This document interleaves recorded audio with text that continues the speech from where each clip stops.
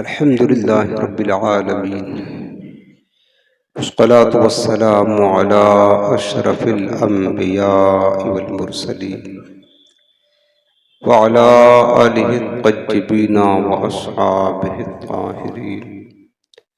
أما بعد، فأعوذ بالله من الشيطان الرجيم. بسم الله الرحمن الرحيم. قال رسول الله صلى الله عليه وسلم: لا يؤمن أحدكم حتى يحب لأخيه ما يحب لنفسه.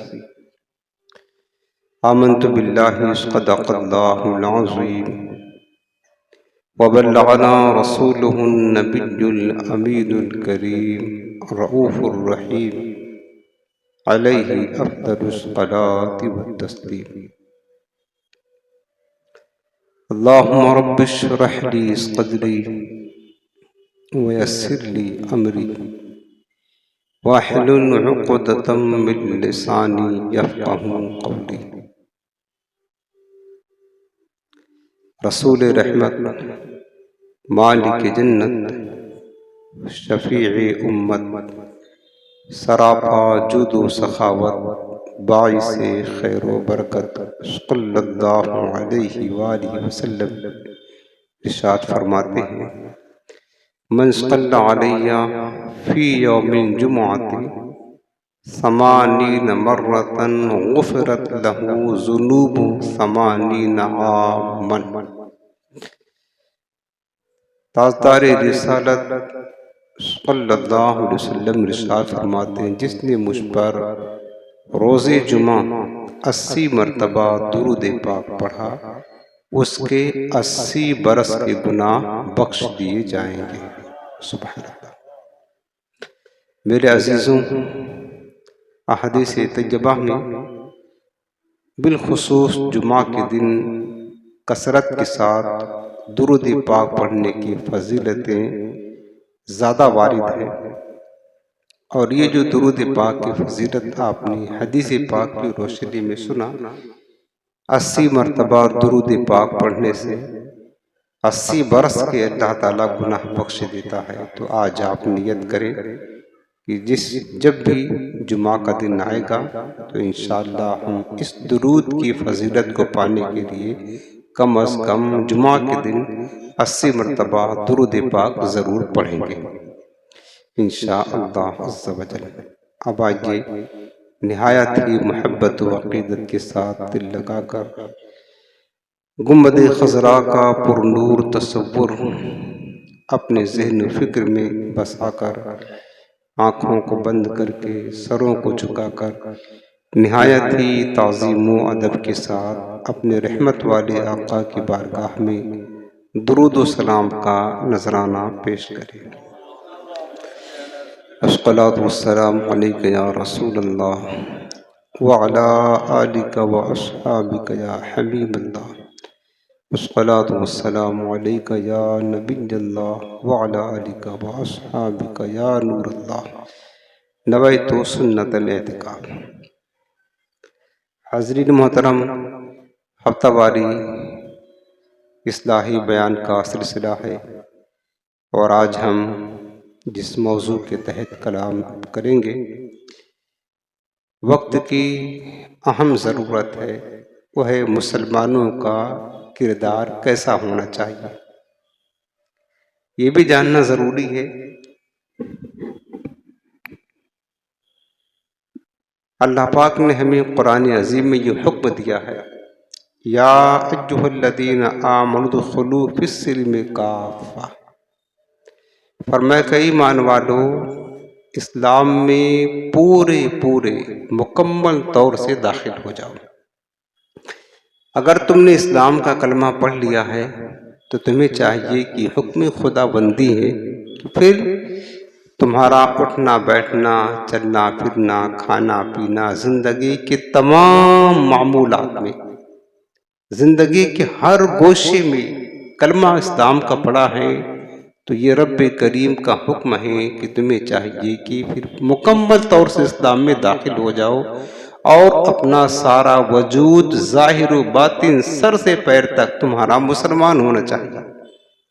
ہمارے بزرگوں نے فرمایا ہے کہ اگر کہیں جاؤ تو تمہیں یہ کہنا نہ پڑے کہ دیکھو ہم مسلمان ہیں، نہیں، بلکہ آپ کو دور سے بھی کوئی دیکھے نا، دور سے کوئی دیکھے تو پہچاننے میں اس کو دشواری نہ ہو کہ مسلمان آ رہا ہے کہ غیر مسلم آ رہا ہے، نہ، کردار ایسا ہونا چاہیے ہمارا، وضاحت ایسی ہونی چاہیے کہ دور سے دیکھنے والا خود پہچان کر سامنے سے کہہ دے یہ محمد عربی صلی اللہ علیہ وسلم کا غلام آ رہا ہے، یہ مسلمان آ رہا ہے، یہ ہونا چاہیے۔ خاص کر اخلاق مسلمانوں کا بہت ہی اعلیٰ، بہت بلند ہونا چاہیے۔ آج آپ دیکھیں کہ جو غیر مسلم ہیں، دشمنان اسلام، آج وہ اسلام پر ایک تہمت لگاتے ہیں کہ اسلام دہشت گردی کا مذہب ہے۔ ٹھیک ہے، آپ نے سنا ہوگا، میڈیا کا دور ہے، انٹرنیٹ کا زمانہ ہے، انٹرنیٹ پر بھی اس طرح کی باتیں آتی ہیں کہ اسلام ٹیررسٹ ہے، دہشت گردی والا مذہب ہے، دہشت گردی سکھاتا ہے۔ یہ ویسا کیوں کہہ رہے ہیں پتہ ہے؟ ایسا یہ کیوں کہہ رہے ہیں کہ اسلام کو دہشت گردی کے ساتھ جوڑ رہے ہیں؟ حالانکہ آپ کو پتہ ہے اسلام کے معنی ہوتا سلامتی، اسلام کا معنی ہوتا سلامتی والا دین، تمام خرافات سے، خرابیوں سے، دہشت گردی سے۔ یہ اسلام وہ مذہب ہے، سب سے پاکیزہ ہے یہ مذہب، بالکل امن و شانتی کا پیغام دینے والا دین ہے اسلام۔ لیکن دشمنان اسلام اسلام کو جو بدنام کر رہے ہیں، اس کے پیچھے در حقیقت آپ دیکھیں گے تو یہ مسلمانوں کی کمزوری کا نتیجہ ہے۔ چونکہ غیر مسلم جو یہ کہہ رہے ہیں کہ اسلام دہشت گردی کا مذہب ہے، مسلمان دہشت گرد ہوتے ہیں، در حقیقت وہ اسلام کو پڑھتے نہیں ہیں، اسلام کو وہ پڑھتے نہیں۔ جو اسلام کو پڑھتے ہیں تعصب کی نگاہ سے دور کر کے، تو پھر وہ اللہ ہدایت دیتا تو مسلمان ہو جاتے ہیں۔ کتنے غیر مسلم، کتنے کافر، یہودی بھی، نصرانی بھی، ہندو بھی، جنہوں نے اسلام کو صحیح طریقے سے پڑھا، تعصب کے ساتھ نہیں، صداقت کے ساتھ، دیانت کے ساتھ اسلام کو پڑھا، پھر وہ اسلام کی گرویدہ بن گئے۔ یہ جو دہشت گردی کا طعنہ دیتے ہیں نا غیر مسلم، در حقیقت یہ اسلام کو نہیں پڑھتے ہیں، یہ مسلمان کو پڑھتے ہیں، اس دور کے مسلمان کو پڑھتے ہیں۔ یہ ہمارا کردار دیکھتے ہیں، ہمارا اخلاق دیکھتے ہیں، ہمارا سلوک دیکھتے ہیں کہ مسلمان آج کیا کر رہے ہیں، تو ہمیں دیکھتے ہیں کہ ہم لوٹ مار کر رہے ہیں، فریب کر رہے ہیں، ڈاکہ زنی کر رہے ہیں، دہشت گردی پھیلا رہے ہیں، لوٹ گھسوٹ کر رہے ہیں، قتل و غارت غری کر رہے ہیں، شراب جوا بازاری کر رہے ہیں، یعنی ہر وہ کام جو مسلمان کے اخلاق کے مخالف ہے، مسلمان ہر وہ کام کر رہا ہے، تو پھر کیا ہوتا ہے کہ غیر مسلم ہمیں دیکھتے ہیں، مسلمانوں کو دیکھتے ہیں، تو دیکھتے ہیں کہ مسلمانوں کے اندر آج کے دور کے مسلمانوں کے اندر یہ خرافات، یہ خرابیاں، یہ برائیاں ہیں، مسلمان دہشت گردی پھیلاتا ہے، تو پھر اسلام کو دہشت گردی کے ساتھ یہ جوڑتے ہیں۔ پھر بجائے اسلام کے قریب آنے کے وہ کافر اسلام سے اور دور ہو جاتے ہیں اور اسلام کے کٹر دشمن بن جاتے ہیں۔ اس کے پیچھے یہ ہمارا کردار پوشیدہ ہے۔ آپ کو ایک مثال بتاتا ہوں۔ حضور علیہ السلام کی سیرت پر ایک بہت بہترین کتاب ہے، عرب کا چاند، اس کتاب کا نام ہے، کیا نام ہے؟ عرب کا چاند۔ یہ میرے آقا علیہ السلام کی سیرت مقدسہ کی بہت اچھی کتاب ہے، ہمارے پاس ہے، موبائل میں پڑھا ہے میں نے کچھ۔ جانتے ہو عرب کا چاند یہ حضور کی سیرت پر کتاب ہے۔ اس کتاب کا لکھنے والا کون ہے؟ اس کتاب کا رائٹر کون ہے؟ مصنف۔ اس کتاب کو کسی مسلمان نے لکھا، اس کتاب کا لکھنے والا جو مصنف ہے ایک غیر مسلم ہندو ہے، سوامی لکشمن پرساد اس کا نام ہے۔ ذرا غور کریں، مسلمانوں کو آج اتنی فرصت نہیں ہے کہ اپنے نبی کی سیرت کو پڑھ لے۔ میرے آقا کی سیرت کتنی بلند ہے، غیر مسلم حضور علیہ السلام کی سیرت پر کتابیں لکھ رہے ہیں، اور کتابیں بغیر پڑھے نہیں لکھی جاتی۔ عرب کا چاند، نام بھی کتنا اچھا ہے اور کتاب بھی اچھی ہے. لکھنے والا غیر مسلم ہے، سوامی لکشمن پرساد. اس نے کتاب لکھا تو ظاہر سی بات ہے جب کتاب لکھا تو اس سے پوچھا گیا، اس رائٹر سے، انڈین رائٹر ہے ہندوستانی، اس سے پوچھا گیا کہ تم نے مسلمانوں کے پیغمبر پر اتنی بہترین کتاب لکھی، ان کی سیرت پر. ظاہر سی بات ہے تم نے کتاب لکھی، تمہیں مسلمانوں کے پیغمبر کی سیرت پتہ ہوگی اور ان کی سیرت کتنی اعلیٰ ہے، ان کا اخلاق کتنا اعلیٰ ہے، تو تم نے اس نبی پر ایمان قبول کیوں نہ کیا؟ تمہیں تو چاہیے تھا کہ اس نبی کی سیرت کو پڑھ کر کے ان پر ایمان لے آتے. تو جانتے ہو اس رائٹر نے، اس مصنف نے جواب کیا دیا؟ وہ کہنے لگا کہ جب میں نے ارادہ کیا کہ مسلمانوں کے پیغمبر کی سیرت پر کتاب لکھوں تو میں نے بڑی بڑی کتابوں کا مطالعہ کیا، پہلے پڑھا کہ نبی کی سیرت کیا ہے، کئی کتابیں اس نے پڑھی. کہنے لگا کہ جب میں نے لکھنے کا ارادہ کیا تو مسلمانوں کے پیغمبر کی سیرت پر جو بڑی بڑی کتب تھی، امہات الکتب، ان کا مطالعہ کیا اور مطالعہ کرتا گیا، دل کے دریچے کھلتے گئے کہ مسلمانوں کے نبی کی یہ شان ہے، اتنی پاکیزہ سیرت ہے. دل بڑا متاثر ہوا اور میں نے سوچا اس نبی کا غلام بن جاؤں، اس کا کلمہ پڑھ لوں. لیکن جب میں اپنے دور کے مسلمانوں کے حالات دیکھتا ہوں، ان کے کردار دیکھتا ہوں کہ یہ مسلمان ہونے کے باوجود بھی ان کے کردار بالکل الگ ہیں، ان کے نبی کی کردار سے الگ ہے، تو میں نے سوچا کہ مجھے ہندو رہنا ہی کافی ہے. میں ہندو رہوں، یہی ہمارے لیے بہتر ہے. میرے عزیزوں، اس سے کیا بات ثابت ہوئی؟ یہ بات ہم سمجھے کہ آج ہمارا کردار غیر مسلموں کو اسلام قبول کرنے سے رکاوٹ بن رہا ہے. ہمارا کردار، ہمارا غیر مسلموں کو اسلام قبول کرنے سے رکاوٹ بن رہا ہے، غیر مسلموں کو اسلام سے دور کر رہا ہے. ایک وہ دور تھا، امام اعظم ابو حنیفہ رحمۃ اللہ تعالی علیہ کے ایک شاگرد ہیں حضرت محمد بن حسن شیبانی رحمۃ اللہ تعالی علیہ. جب ان کا انتقال ہوا، محمد بن حسن شیبانی، ان کے جنازے کو جب تیار کیا گیا، جنازہ اٹھایا گیا تو پوری بستی سے لوگ امنڈ پڑے، مسلمانوں کے امام کا جنازہ ہے، چلو کاندھا دے لیتے ہیں.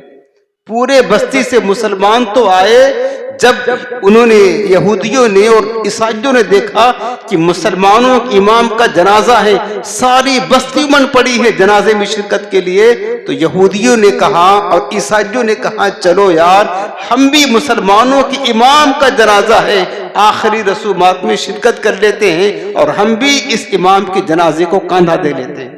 عیسائی بھی آئے، یہودی بھی آئے، امام محمد کے جنازے کو جب کاندھا لگایا، ان کا کاندھا ان کے جنازے سے لگنا ہی تھا تو بے ساختہ ان کی زبان سے کلمہ طیبہ جاری ہو گیا.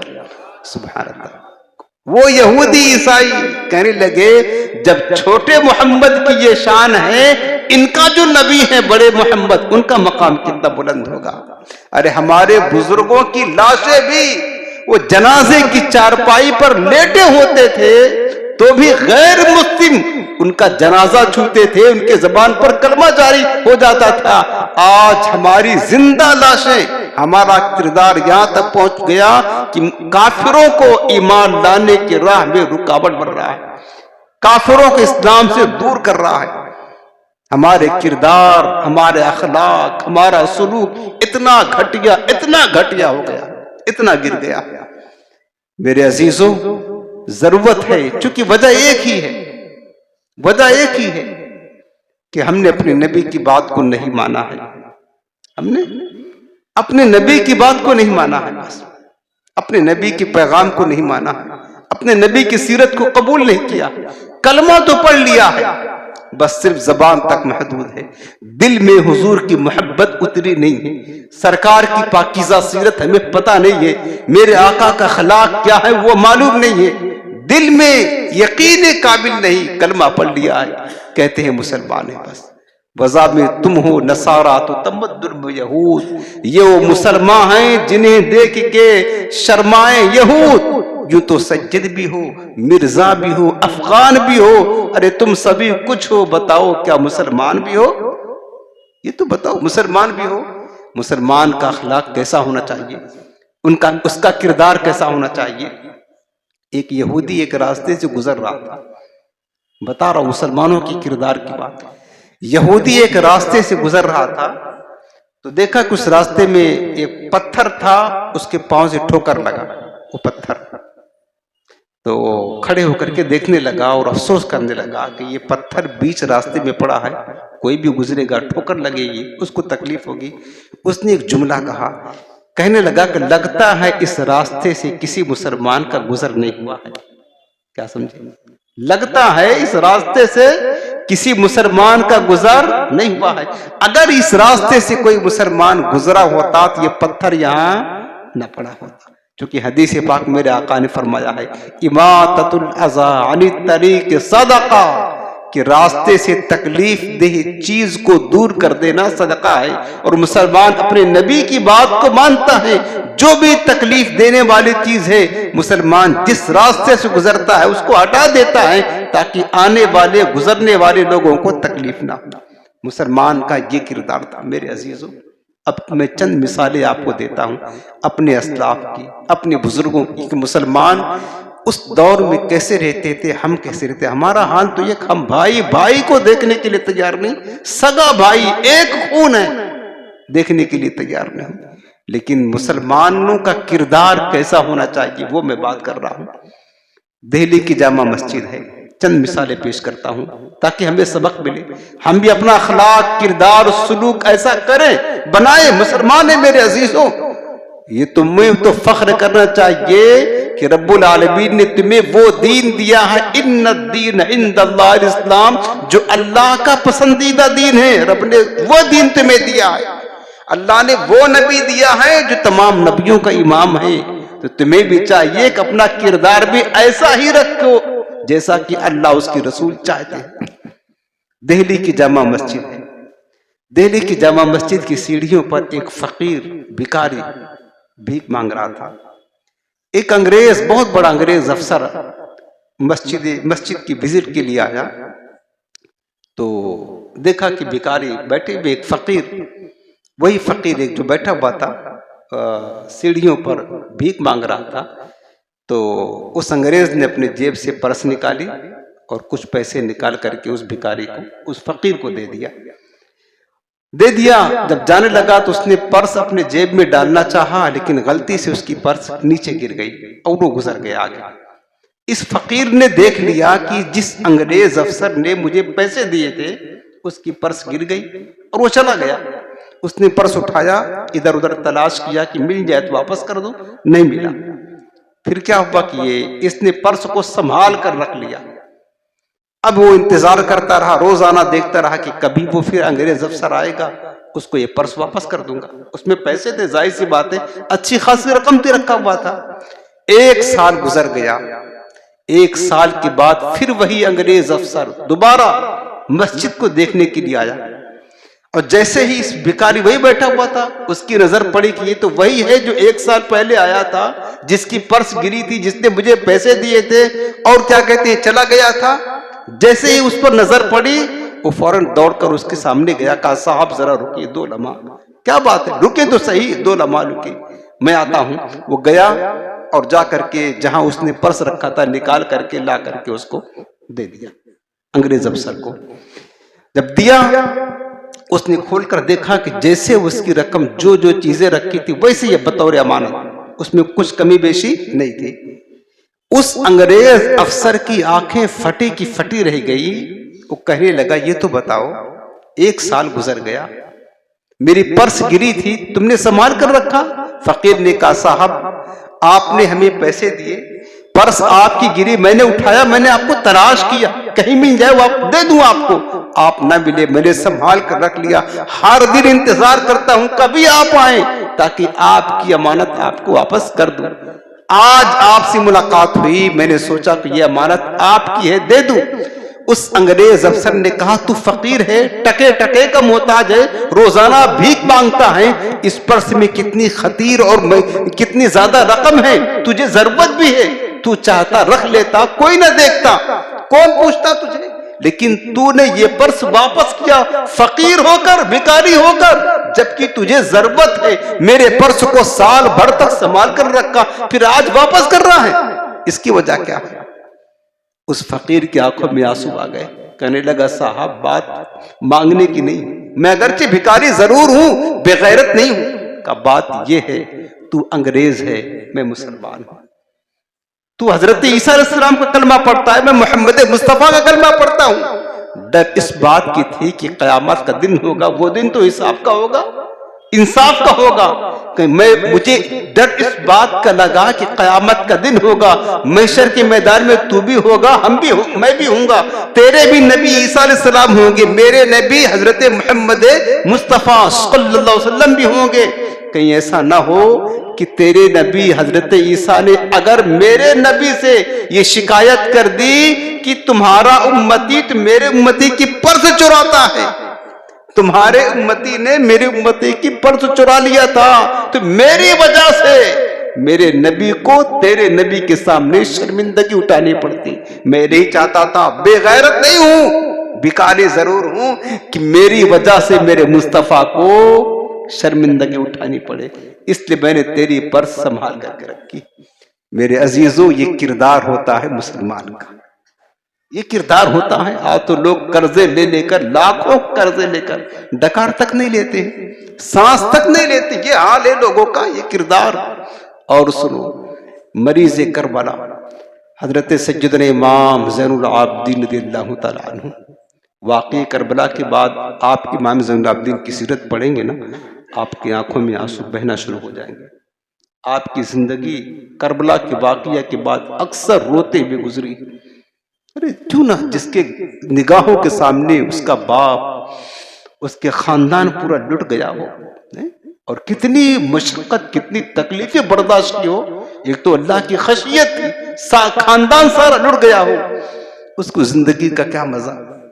امام زین العابدین مریض کربلا کی سیرت دیکھیں۔ اس دور میں جو یزید تھا، تو یزیدی اپنی کسی لشکری پر ناراض ہو گیا، غضبناک ہوا، جو اس کا لشکر جو اس نے بھیجا تھا کربلا کے میدان میں خاندان رسول کے ساتھ مقابلہ کرنے کے لیے، انہی میں سے ایک لشکری تھا، ایک سپاہی تھا یزید، اس سے غضبناک ہوا اور اس کو قتل کرنے کا آرڈر جاری کر دیا، اس کو مار دیا جائے۔ اب جب اسے پتا چلا کہ یزید پلید جو ہے نا مجھے قتل کرنا چاہتا، تو وہ بھاگ نکلا، اور بھاگتے بھاگتے وہ آ گیا مدینہ منورہ پہنچا، موت کے ڈر سے کہ قتل ہونا پڑے گا مدینہ آ گیا۔ اب جب مدینہ پہنچا تو شہر مدینہ میں اس کا کوئی شناسہ نہ تھا، کوئی جان پہچان کسی کی نہ تھی۔ اب کس کے یہاں پناہ لیتا، کس کے یہاں رکتا، کھانا پینا کہاں کھاتا؟ اس نے سوچا کہ اگرچہ کوئی پناہ گاہ نہیں ہے، لیکن اسی شہر مدینہ میں رسول اللہ کا خاندان بھی بستا ہے، اور میرے مصطفیٰ کے خاندان کا حال کیا پتہ ہے، بھوکے رہ کر کھلا دے اوروں کو، وہ گھرانہ میرے حضور کا ہے نا۔ اس نے سوچا کہ چلو نواسے رسول امام زین العابدین بڑے سخی ہیں، انہی کے گھر جا کر قیام کرتے ہیں۔ آیا امام زین العابدین کے گھر اور کہنے لگا کہ حضور مسافر ہوں، اجنبی ہوں، دور دراز سے آیا ہوں، 2 دن آپ کے ہاں ٹھہرنا چاہتا ہوں، آپ مجھے اپنا مہمان بنا لیں۔ آپ نے کہا کہ ٹھیک ہے، ٹھہر جاؤ۔ 3 دن تک امام زین العابدین نے اس کی خدمت کی، کھلایا پلایا، مہمان نوازی کی، خاطر تواضع کی۔ تیسرے دن جب وہ جانے لگا، اس کو زادِ راہ بھی دیا، مال بھی دیا، اور باہر سواری دی، اس کو چھوڑنے کے لیے گئے، اور اس کو کثیر مال دے کر کے، زادِ راہ دے کر کے رخصت کیا۔ وہ آگے بڑھا، اس کے قدم رک گئے، اس کے قدم رک گئے، واپس پلٹا اور کہنے لگا امام زین العابدین سے کہ امام، لگتا ہے کہ آپ نے ہمیں پہچانا نہیں، شاید آپ نے ہمیں پہچانا نہیں۔ امام زین العابدین نے فرمایا کہ میں تو تجھے میدان کربلا سے جانتا ہوں، جب تو یزید پلید کی فوج میں شامل ہو کر میرے خاندان کو اجاڑ رہا تھا، میرے خاندان کو قتل کر رہا تھا، میرے بابا کو تو نے قتل کیا، اس دن سے تجھے جانتا بھی ہوں، پہچانتا بھی ہوں۔ اس نے کہا کہ آپ مجھے جاننے کے باوجود بھی آپ چاہتے قتل کر دیتے، آپ چاہتے بدلہ لیتے، لیکن آپ نے ہمارے ساتھ یہ سلوک کیا جو آپ نے کیا، ہماری خدمت کی، تواضع کی، اپنے گھر ٹھہرایا، مہمان بنایا، جبکہ میں نے آپ کے خاندان کے ساتھ یہ معاملہ کیا۔ امام زین العابدین کا جملہ سنے، فرمانے لگے کہ یزید کے فوجی، جو تو نے کربلا کے میدان میں ہمارے ساتھ کیا وہ تیرا کردار تھا، اور یہاں جو ہم نے تیرے ساتھ کیا یہ ہمارا کردار ہے۔ سبحان اللہ، جو ہم نے جہاں کیا تیرے ساتھ یہ ہمارا کردار ہے۔ مسلمانوں کا کردار ایسے ہونا چاہیے، ایسے پاکیزہ ہونا چاہیے۔ اپنا بھی دشمن ہونا، دین کا دشمن کی نہیں، اپنا دشمن ہو اس کو معاف کر دینا چاہیے، درگزر کر دینا چاہیے، اس کے ساتھ پھر بھی اچھا سلوک ہی کرنا چاہیے۔ پاکیزہ اخلاق کے جو مالک ہوتے ہیں ان کی شان یہی ہوا کرتی ہے۔ اور سنو، حضرت عمر فاروق اعظم کا دور خلافت ہے، خلافت فاروق اعظم کا دور، اور دربار فاروقی لگا ہوا ہے۔ ایک قاتل کو پکڑ کر لوگ لے آئے اور دعویٰ کیا کیا کہ اس شخص نے میرے باپ کو قتل کیا۔ سنیں اخلاق کیسا اعلیٰ تھا پہلے کے لوگوں کا۔ دعویٰ یہ کیا کہ اس شخص نے میرے باپ کو قتل کیا ہے، مقدمہ دائر کر دیا۔ حضرت عمر نے پوچھا کہ بتا تم نے قتل کیا؟ اس نے کہا کہ حضور میری بات سنیں، یقیناً میں نے قتل کیا اس کے باپ کو، لیکن قصدن نہیں، جان بوجھ کر نہیں۔ بات یہ تھی کہ میں ایک مسافر تھا، اپنا اونٹ لے کر کے جا رہا تھا تو ایک چراگاہ ملی جس میں مطلب جانوروں کے چرنے کے لیے گھاس وغیرہ تھی۔ میرا اونٹ بھوکا تھا، چراگاہ میں داخل ہو گیا اور چارہ چننے لگا۔ تو اس کے باپ نے جب دیکھا میرے اونٹ کو کس کی چراگاہ میں چر رہا ہے تو اس نے پتھر اٹھا کر میرے اونٹ کی طرف مارا، میری اونٹ کی آنکھ پھوٹ گئی۔ مجھے غصہ آیا، میں نے وہی پتھر اٹھا کر اس کے باپ کی طرف مارا، وہ مر گیا۔ حضور میرا قتل کرنے کا ارادہ نہ تھا، پتھر لگا مر گیا، اسی بہانے اس کی موت تھی، لیکن میں اقرار کرتا ہوں میں نے قتل کیا ہے، اب جو چاہیں آپ فیصلہ سنا دیں۔ حضرت عمر نے فرمایا کہ یقیناً اسلام میں قتل کا بدلہ قتل ہے، قصاص ہے، تجھے قتل کیا جائے گا، یہ اسلام کا قانون ہے۔ تو اس نے کہا کہ ٹھیک ہے میں قتل ہونے کے لیے تیار ہوں، لیکن ایک عریضہ ہے کہ میرے پاس میرے ایک دوست کی امانت ہے جو میں نے رکھی ہے اور مجھے ہی پتا ہے کہ وہ کہاں ہے، اگر میں نہ گیا اس کی امانت ضائع ہو جائے گی، 3 دن کی ہمیں آپ مہلت دے دیں، میں اپنے دوست کی امانت واپس کر کے فوراً یہاں لوٹاؤں گا۔ حضرت عمر نے کہا تو جائے گا تو صحیح، تو آئے نہ آئے تیرا کیا بھروسہ ہے، کوئی تیری ضمانت لے، اگر تو نہیں جائے گا تو تیرے بدلے میں اس کو قتل کیا جائے گا، تب تجھے مہلت ہے۔ اب اس نے دائیں بائیں نظر دوڑائی تو پورے مدینہ میں اس کا کوئی جاننے والا نہ تھا، چونکہ ایک اجنبی تھا۔ اب ضمانت کون لیتا اس کی؟ ضمانت لینے والا ظاہر سی بات ہے خود پھنسے گا اگر وہ نہیں آیا تو۔ اتنے میں حضرت ابو ذر غفاری کھڑے ہوئے، امیر المومنین میں اس کی ضمانت دیتا ہوں، آپ اس کو جانے دیں، اگر یہ نہ آیا تو اس کے بدلے میں قتل ہو جاؤں گا، موت کی بات ہے، کہ امیر المومنین میں ضمانت لیتا ہوں، آپ جانے دیں۔ کہا ٹھیک ہے، اس کو دے دیا، چھٹی چلا گیا۔ تیسرا دن آیا، دربار لگ گیا، وقت آ گیا، آنے والا ابھی تک نہیں آیا، اب اس کا انتظار ہو رہا ہے۔ کسی نے کہا ابو ذر یہ تم نے کیا غلطی کی، ایسے شخص کی تم نے ضمانت دی ہے جس کو تم جانتے نہیں پہچانتے نہیں، ظاہر سی بات ہے اس کو تو پتا ہے سامنے میری موت ہے، وہ کیسے آئے گا، کیوں کر آئے گا، کوئی جانتا بھی نہیں۔ تو حضرت ابو ذر نے کہا کہ کوئی بات نہیں، میں نے ضمانت لی ہے، اگر وہ نہ آیا تو میری گردن حاضر ہے، مار دینا۔ اب یہ بات ہو رہی تھی کہ پھر وہ آنے والا آ گیا، وہ تیسرے دن لوٹ کر پہنچا اور کہا کہ حضرت کسی وجہ سے تاخیر ہو گئی، مجھے معاف کرنا، اب آپ کو جو حکم ہے فیصلہ سنا دیں۔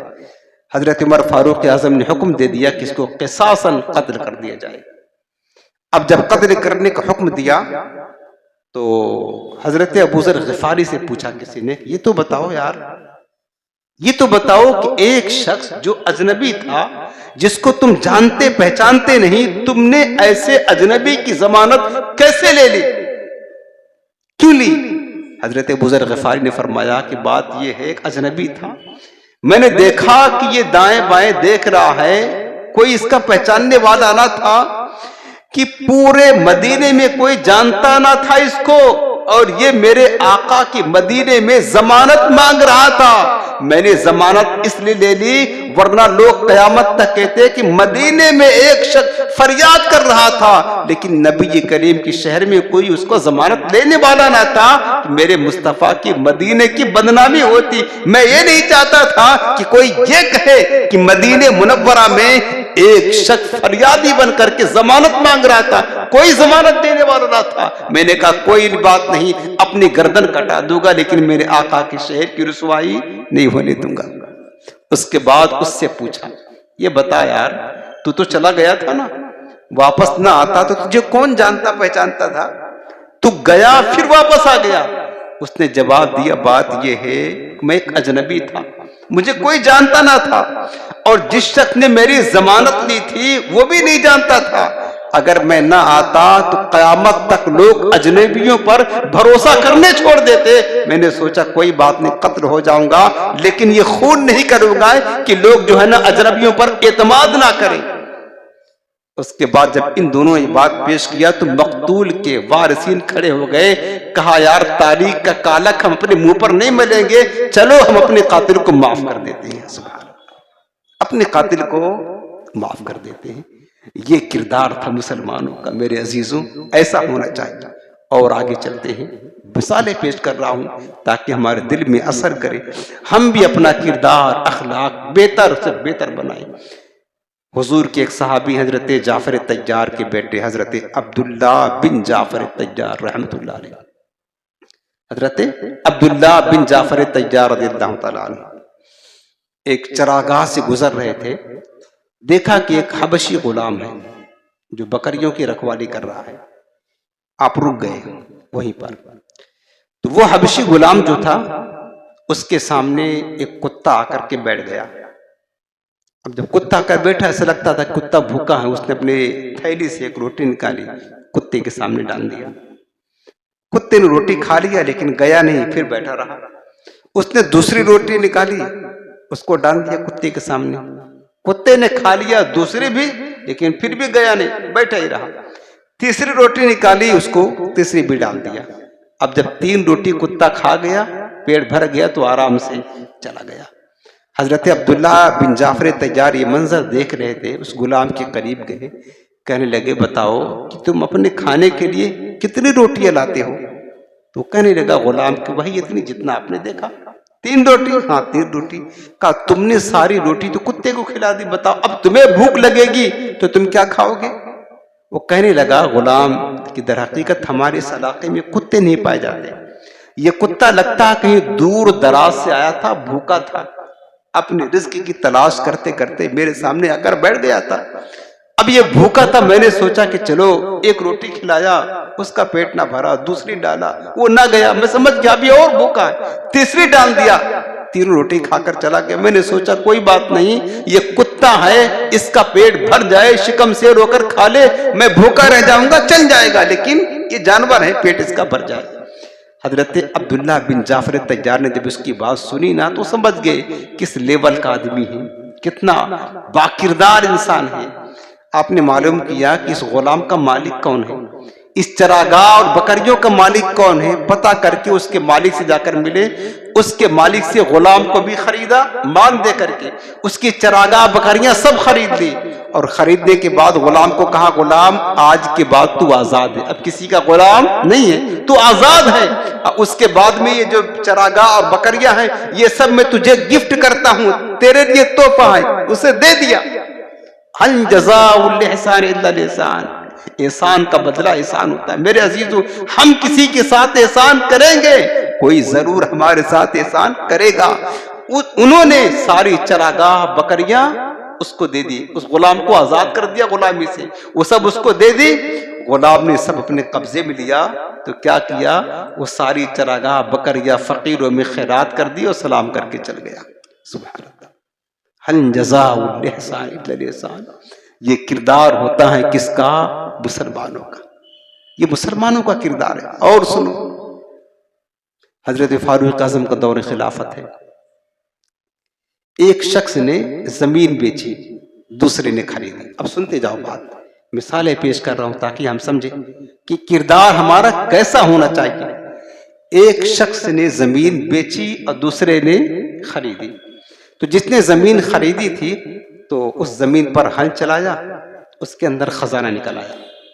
بعض اوقات پہلے زمانوں میں لوگ اپنا مال زمین کے اندر دفن کر کے رکھتے تھے، سمجھ رہے ہیں؟ جب اس نے ہل چلایا اس زمین میں تو کیا نکلا؟ خزانہ.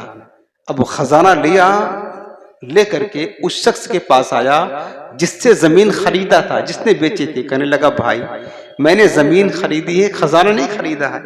آپ کے زمین میں خزانہ نکلا ہے، یہ خزانہ آپ لے لیں واپس. تو اس نے کیا کہا پتا ہے؟ اس نے کیا کہا؟ اگر آج ہوتا نا، آج اگر ہم زمین مکان بیچتے اور خریدنے والا خرید لیتا، پہلے تو بتاتا ہی نہیں کہاں یہ نکلا ہے، اور بالفرض کبھی معلوم پڑ جاتا کہ ہماری زمین سے جس نے خریدا خزانہ مل گیا اس کو، تو قتل و غارت غری کی نوبت آ جاتی. وہ واپس کرنے آیا کہ میں نے زمین خریدی ہے، خزانہ نہیں. آپ خزانہ لے لیں. اس بیچنے والے نے کہا بھائی میں نے تو زمین بیچ دیا، تمہیں مالک بنا دیا، اب تمہارا مقدر ہے، تم مالک بننے کے بعد خزانہ پائے، میں خزانہ نہیں لیتا ہوں، تم لے جاؤ، تمہارا ہے. میرے عزیزو، آج ایک بالیش زمین پر بھائی بھائی کا قتل ہو رہا ہے، بھائی بھائی کا قتل لوگ کر ڈال رہے ہیں. ایک وہ زمانہ تھا دونوں میں تنازع ہو گیا، مقدمہ فاروق اعظم کے پاس گیا. ایک شخص خزانہ دے رہا ہے وہ لے نہیں رہا ہے، وہ دے رہا ہے وہ لے نہیں رہا ہے. فاروق اعظم کے پاس مقدمہ گیا، آپ نے فیصلہ فرمایا کہ کیا تم دونوں صاحب اولاد ہو؟ کہا ہاں ہم صاحب اولاد ہیں. تو جس نے بیچا تھا اس نے کہا ہمارا بیٹا ہے، اور جس نے خریدا تھا کہا ہماری بیٹی ہے. کہا پھر ایسا کرو دونوں کا نکاح کر دو اور خزانہ اس کا دہیز میں دے دو، اس طرح خزانہ دونوں کے پاس رہے گا. سبحان اللہ، کتنا پاکیزہ دل کے مالک تھے لوگ یار. سوچو تو صحیح، لالچ نام کی شے نہیں، اپنے بھائی سے محبت کتنی تھی. اور سنو یہ بغداد کی کہانی ہے. جب بغداد میں مسلمان ترقی کر رہے ہیں، دنیا کے گوشے گوشے مسلمانوں کا ایک شور آتا، ایک نام تھا، بہت ترقی پر تھا. تو ایک غیر مسلم نے بغداد کی شہرت کو سن کر وہاں وزٹ کے لیے آیا کہ دیکھیں کہ کیا بات ہے کہ بغداد کے لوگ، اور اس دور میں سارے لوگ مسلمان تھے جو بغداد میں بستے تھے، اتنا مسلمان ترقی کیسے کر رہے ہیں، راز کیا ہے ان کی ترقی کا، راز کیا. جب وہ آیا بغداد دیکھنے کے لیے کہ معلوم تو کرے کہ مسلمانوں کی ترقی کا راز کیا ہے، ایک ہوٹل میں گیا کھانا کھانے کے لیے، بھوک لگی تھی. جب کھانے کے لیے بیٹھا تو سامنے والی ٹیبل پر ایک مسلمان بیٹھا ہوا تھا. اس نے اس کو دیکھ کر کے پہچان لیا کہ یہ لگتا ہمارے شہر کا نہیں ہے، کوئی اجنبی مسافر ہے، کہیں اور سے آیا ہوا ہے. اس نے کھانا منگایا، کھانے لگا تو جو سامنے مسلمان بیٹھا ہوا تھا وہ بغدادی کا رہنے والا تھا. وہ اٹھ کر کے گیا کاؤنٹر پر اور جتنا بل اس کے کھانے کا ہوتا تھا وہ سب پے کیا اور چلا گیا. اب یہ جو آنے والا آیا تھا دیکھنے کے لیے، تحقیق کرنے کے لیے، جب اس نے پورا کھانا کھا لیا تو کاؤنٹر پر بل پے کرنے کے لیے گیا تو اس نے بتایا کہ بھائی آپ کا بل تو پے ہو گیا. اس نے کہا بل بغیر دیے کیسے ادا ہو گیا؟ کہا وہ ایک مسلمان آپ کے ساتھ بیٹھا ہوا تھا، اس نے دے دیا، آپ کا بل ادا کر دیا آپ کی طرف سے. رکا اس لیے نہیں کہ آپ اس کا شکریہ ادا کرو گے، وہ نہیں چاہتا ہے کہ کسی کے ساتھ احسان کرے تو اس کا شکریہ ادا کیا جائے، اس لیے وہ چلا گیا. بڑا متاثر ہوا ہے. جس شخص کو ہم جانتے نہیں نہ وہ ہمیں جانتا ہے، ہم نے کھانا کھایا اور اس نے ہمارا بل ادا کر دیا اور چلا گیا، شکریہ ادا کرنے کا موقع بھی نہ دیا. بڑا متاثر ہوا اس کو. تو مسلمانوں کا حال یہ ہے. اس کے بعد باہر نکلا، اس کو کسی سامان کی ضرورت تھی، ایک دکان پر گیا سامان خریدنے کے لیے. کہا بھائی فلاں کوالٹی کا فلاں قیمت کا سامان دو. دکاندار نے سامان نکالا، دینے لگا تو اس دکاندار نے کہا بھائی ایک بات ہے، اسی کوالٹی کا، اسی معیار کا، اسی قیمت کا سامان وہ سامنے جو میرے دکان میرے بھائی کی وہاں بھی ملے گا، اگر آپ وہاں سے خرید دے تو آپ کو کوئی اعتراض تو نہیں؟ ہمارے دکان کے بجائے اس دکان سے خرید دے تو. اس نے کہا مجھے تو سامان چاہیے، اس سے کیا غرض؟ کہا ٹھیک ہے پھر آپ وہاں سے جا کر خرید دیں. وہ گیا، اسی معیار کا اسی قیمت کا سامان سامنے والی دکان سے خرید کر جب جانے لگا اس کے قدم رک گئے. اس کو تجسس ہوا کہ آخر جس دکاندار نے ہمیں بھیجا تھا یہ بھی تو نفع لے سکتا تھا، یہ بھی تو بیچ سکتا تھا، اس نے وہاں کیوں بھیجا؟ وہ پلٹ کر پھر اسی دکان پر آیا، کہنے لگا بھائی یہ تو بتاؤ یار، ہم تمہارے پاس سامان لینے کے لیے آئے اور تم نفع لے سکتے تھے، بیچ سکتے تھے، تم نے نہ دے کر کے اب سامنے والی دکان پر بھیج دیا، اس کی وجہ کیا ہے؟ اس نے کہا یار بات یہ ہے کہ آج صبح سے ہمارے پاس بڑے گاہک ہے، ہم نے ضرورت کے مطابق اپنے بیوی بچوں کے لیے کما لیا ہے، لیکن ہم یہ دیکھ رہے ہیں کہ صبح سے ہمارا بھائی مسلمان خاموش بیٹھا ہوا ہے، اس کے پاس کوئی گاہک نہ آیا، تو میں نے سوچا کہ آپ وہاں چلے جائیں، وہاں سے سامان لے لیں تاکہ ہمارے بھائی کی بھی روزی روٹی کا کوئی انتظام ہو جائے۔ سبحان اللہ۔ بتاؤ میرے عزیزوں، وہ سمجھ گیا کہ جب مسلمانوں کا یہ کردار ہوگا پھر مسلمانوں کو ترقی سے کوئی روک نہیں سکتا ہے، کوئی روک نہیں سکتا۔ میں نے آپ کو شروع میں بتایا تھا، آج ہمارا اخلاق، ہمارا کردار، غیر مسلم اسلام نہیں پڑھ رہے ہیں، وہ ہمارا کردار پڑھ رہے ہیں، ہمارا اخلاق پڑھ رہے ہیں، ہمارا حال دیکھ رہے ہیں، اور ہمارا حال دیکھ کر کے مسلمان یہ کر رہے ہیں تو وہ سمجھتے ہیں کہ اسلام ایسا ہی ہوگا، وہ اسلام کو ہمارے مطابق سمجھتے ہیں تو پھر اسلام سے نفرت کرتے ہیں، اسلام کے دشمن بن جاتے ہیں، اسلام کے خلاف سازشیں کرتے ہیں، پھر وہ اسلام سے دور ہوتے جا رہے ہیں۔ لیکن میرے عزیزوں، پہلے کے دور کے لوگوں کا حال کیا تھا پتہ ہے؟ وہ اپنا کردار پیش کرتے تو لوگ سامنے سے آ کر کلمہ پڑھتے تھے۔ حضرت بایزید بستامی رحمۃ اللہ تعالی علیہ، سلطان العارفین آپ کا لقب ہے۔ بایزید بستامی کے پڑوس میں ایک یہودی کا مکان تھا، وہ یہودی سفر پر چلا گیا، اس کے پڑوس میں جو یہودی تھا وہ سفر پر گیا، گھر میں اس کی بیوی تھی، تو ایک دن سنا کہ پڑوس کے گھر سے کسی بچے کی رونے کی آواز آ رہی، رات کو صبح ہوئی تو بایزید بستامی نے اس کے گھر پر دستک دی، پوچھا کون ہے؟ اپنا تعارف کیا، بایزید ہوں، آپ کا پڑوسی ہوں۔ گھر میں خاتون تھی، کہنے لگے کہ میرا شوہر تو سفر میں گیا، کئی ماہ گزر گئے، اور اسی درمیان میرے گھر بچے کی ولادت ہوئی، تو آپ نے پوچھا کہ بتاؤ کہ تمہارے گھر میں بچہ وہ روتا ہے؟ کہا ہاں، ہمارا شوہر کچھ غلہ اناج رکھ کر گیا تھا جس سے گزر بسر ہوتا ہے، لیکن ہمارے گھر تیل ختم ہو گیا ہے، نہ تیل لانے کے لیے پیسہ ہے نہ تیل ہے، اندھیرے کی وجہ سے میرا بچہ روتا ہے۔ حضرت بایزید نے یہ سنا، یہ مسلمان کا گھر نہیں تھا، مسلمان کا نہیں، کافر کا گھر تھا، یہودی کا، جو اسلام کا کٹر دشمن ہوتا ہے۔ حضرت بایزید اپنے گھر آئے، ضرورت کے سامان غلہ اناج وغیرہ لیا، اور شام ہونے سے پہلے تیل بھر کر چراغ جلا کر لے گئے، پھر اس کے گھر لے کر کے آئے، اور پھر روزانہ کا ان کا یہ معمول بن گیا، ہر روز شام ہوتی خبر گیری کرتے کہ اس کے گھر تیل ہے کہ نہیں چراغ میں جلانے کے لیے، اس کے گھر روزانہ اجالا کرتے، ہر روز اجالا کرتے، حتیٰ کہ اس کا شوہر یہودی لوٹ کر آیا، پھر اس کی بیوی نے سارا ماجرا سنایا حضرت بایزید بستامی کے اخلاق کا۔ وہ آیا شکریہ ادا کرنے کے لیے آپ کے گھر، اور کہنے لگا کہ بایزید آپ کا بہت شکریہ ہے، آپ نے ہمارے بیوی بچوں کی خدمت کی، مدد کی، آپ کا شکریہ تھا۔ آپ نے فرمایا بھائی شکریہ ادا کرنے کی ضرورت کا، یہ تو ہمارا فرض تھا، پڑوسی کی دیکھ بھال کرنا یہ تو ہمارا فرض ہے، اگر ہم نہ کرتے تو سخت گناہگار ہوتے، یہ شکریہ کی ضرورت نہیں، یہ تو ہماری ذمہ داری تھی کہ آپ کی غیر موجودگی میں ہم دیکھ بھال کرتے، ان کی ضرورتوں کو پورا کرتے۔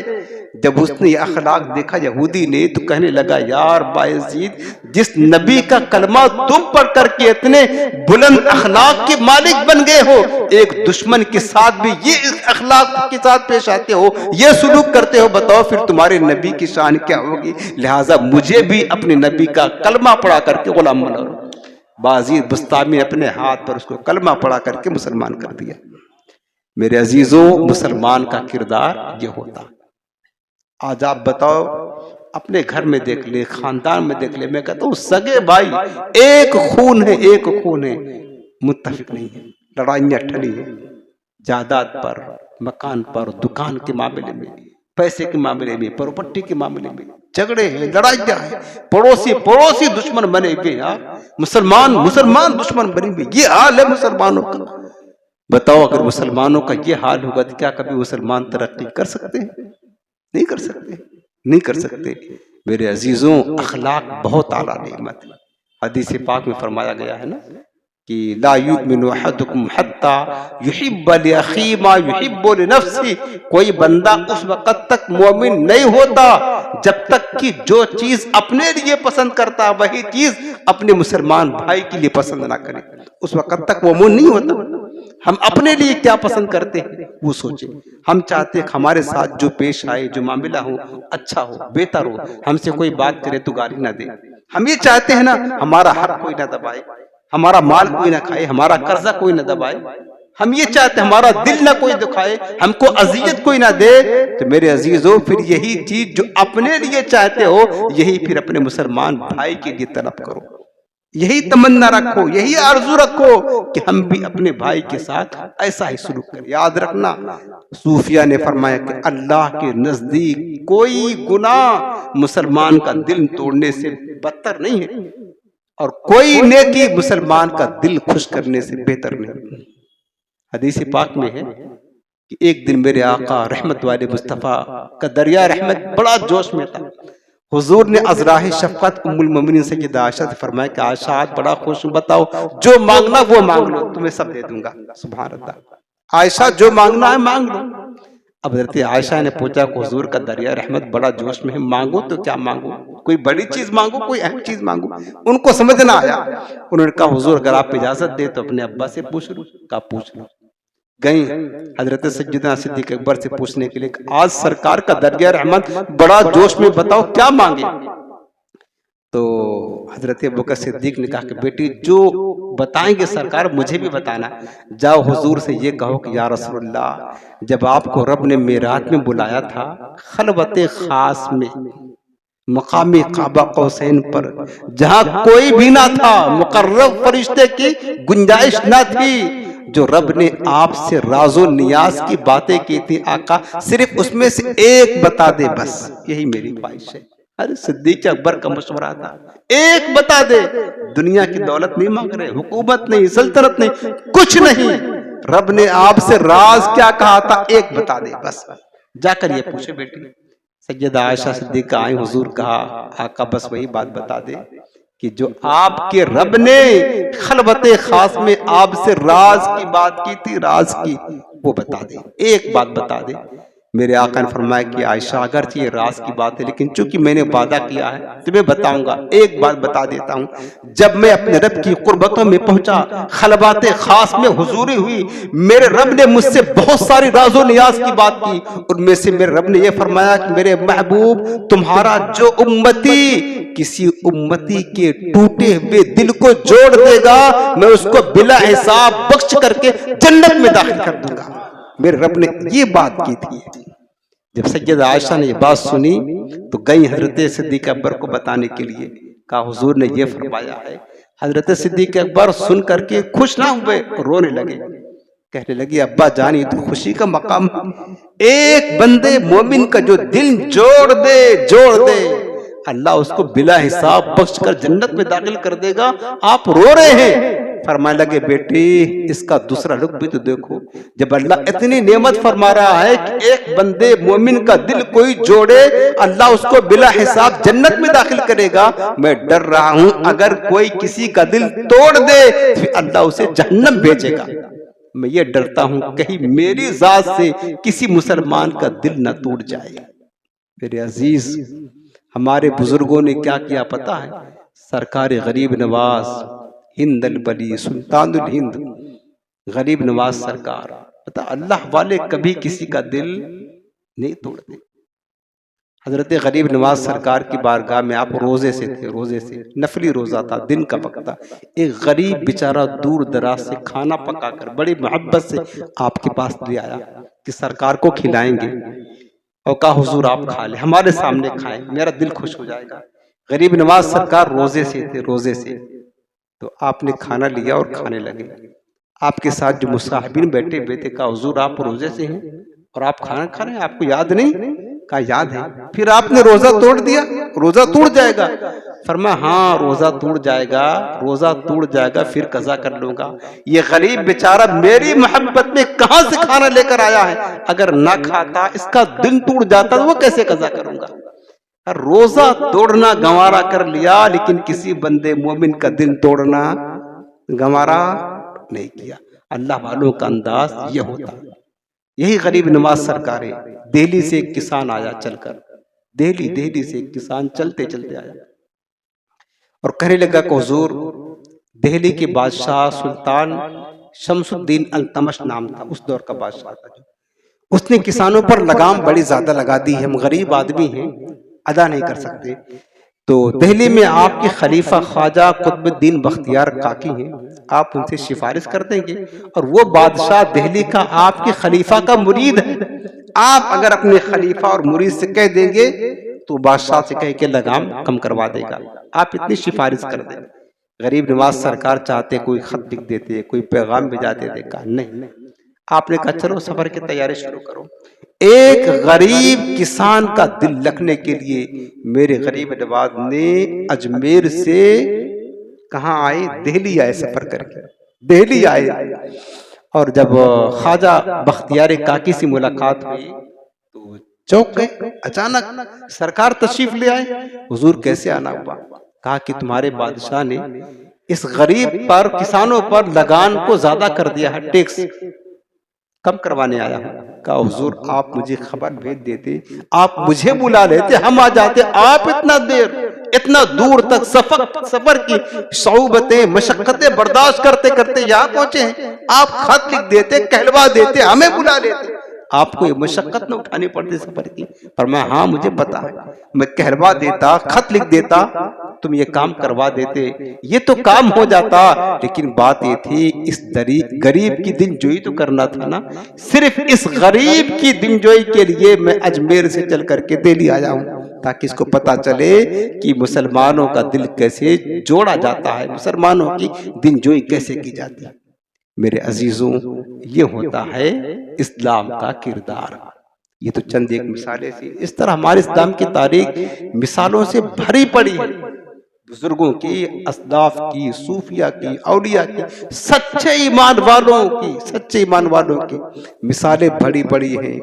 حسن اخلاق، حسن کردار پاکیزہ کریں، ہر ایک کے لیے دل کشادہ رکھیں، ہر مسلمان کے لیے، بلکہ غیر مسلم کے لیے بھی دل کشادہ رکھیں، ہر ایک کے ساتھ اچھا کردار، خاص کر مسلمانوں کے ساتھ، یعنی یوں سمجھ لے کہ ہمارا کردار ایسا نہ ہو کہ ہمارے کردار سے ہمارے اسلام کو نقصان پہنچے، ہمارے کردار سے جو ہے نا کافر دیکھ کر کے بزن ہو، اسلام سے دور ہو جائے، ایسا نہ ہو۔ اور زندگی میں یہ ہمیشہ یاد رکھ لیں، ایک جملہ آخری نصیحت کے طور پر کر رہا ہوں کہ ہو سکے تو آپ اپنی ذات سے دوسروں کو نفع پہنچائیں، خیر الناس من ینفع الناس، آقا فرماتے بہترین آدمی وہ ہے جو لوگوں کو نفع دے۔ اگر آپ یہ کر سکتے ہیں نا، ہو سکے تو آپ اپنی ذات سے دوسروں کو نفع پہنچائیں، اور اگر آپ یہ نہیں کر سکتے کم از کم اتنا کام کریں کہ اپنی ذات سے کبھی بھی زندگی میں کسی کو نقصان نہ پہنچائیں، بس یہ یاد رکھیں۔ یہ بہت اعلیٰ درجے کی چیز بتا رہا ہوں، ہو سکے آپ نفع دے سکتے ہیں تو، نہیں دے سکتے نفع کوئی بات نہیں، لیکن اتنا مہربانی ضرور کریں ہمیشہ ساری زندگی اپنی ذات سے کبھی بھی کسی کو نقصان نہ پہنچے، کسی کو تکلیف نہ پہنچے۔ اللہ بس ہمارے حال زار پر رحم فرمائے، اللہ ہمارے اخلاق کو بلند اور کردار کو اعلیٰ فرما دے، آمین بجاہ نبی کریم۔ آخر میں وظیفہ آپ کو عطا کر دیتا ہوں، یہ وظیفہ ہے پیلیا کے مرض کا روحانی علاج۔ بعض اوقات بچوں کو، بڑوں کو پیلیا ایک خطرناک مرض ہے، ہو جاتا ہے، آپ کے گھر میں کبھی اللہ نہ کرے ہو جائے کسی کو، یا پڑوس میں کسی اور کو ہو جائے، تو آپ یہ وظیفہ یاد رکھیں گے تو اس کو بتا سکتے ہیں، تو یہ بھی ایک نفع دینے کی صورت ہے۔ پیلیا کے مرض کا روحانی علاج یہ ہے کہ یا حسیب، ہاں سین یا اور با، یا حسیبو 300 مرتبہ، آسان ہے، یا حسیبو 300 مرتبہ اول آخر 3 بار درود شریف پڑھ کر کے اس مریض پر روزانہ دم کریں جب تک کہ وہ اچھا نہ ہو جائے، تا حصول شفا یہ عمل جاری رکھیں، انشاءاللہ اس مبارک کلمے کی برکت سے اللہ نے چاہا تو پیلیا کے مرض سے اس کو شفا ضرور نصیب ہو جائے گی۔ یا حسیبو، یا حسیبو، یا حسیبو 300 مرتبہ اول آخر درود شریف پڑھ کر کے اس مریض کو دم کرنا ہے۔ اللہ ہم سب کو عمل کی توفیق عطا فرمائے۔